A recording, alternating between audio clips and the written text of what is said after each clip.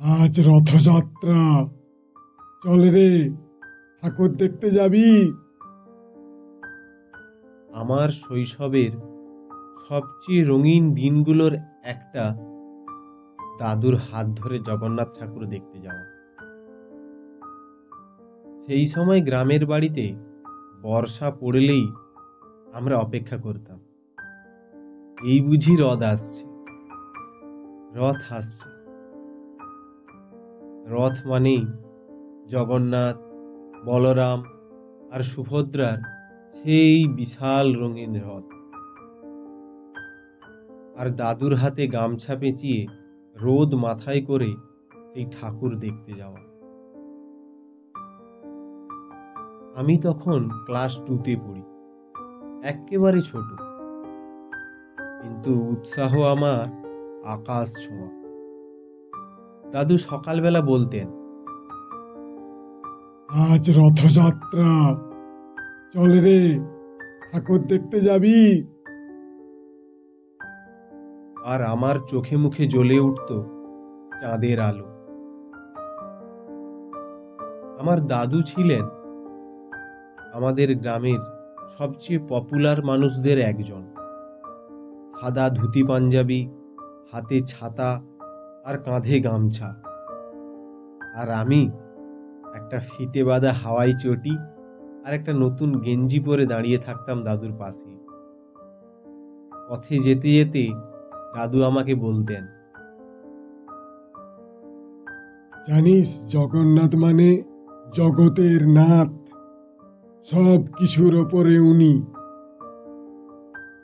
আর আমি হাঁ করে বলতাম, তাহলে কি উনি আমাদের ক্লাস টিচারকেও নিয়ন্ত্রণ করেন? দাদু হেসে বলতেন, তোদের টিচারও তো জগন্নাথের ছাত্র রে। তখন এতই সহজ ছিল আমাদের বিশ্বাস আর ভালোবাসা।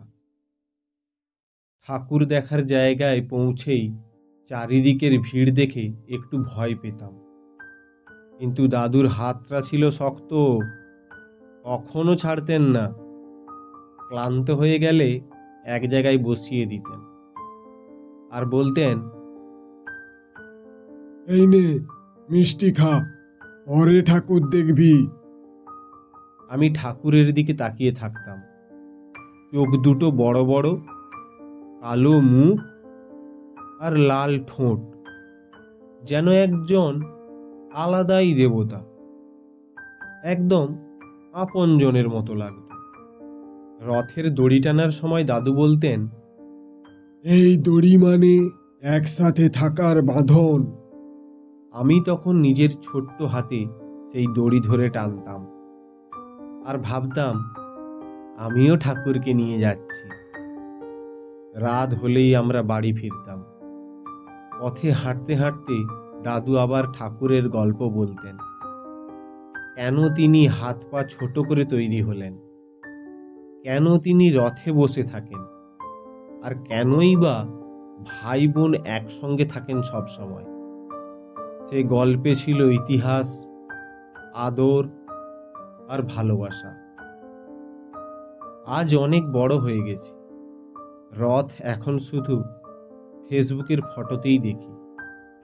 দাদুও আজ নেই, তবু প্রতি বছর রথ এলেই মনে পড়ে যায় একটা ছোট্ট হাত আর একটা বড় শক্ত হাত একসঙ্গে ধরে ঠাকুর দেখতে যাচ্ছি। সেই দাদুর সাথে দেখা জগন্নাথ ঠাকুর আজও আমার জীবনের সবচেয়ে সুন্দর তীর্থযাত্রা।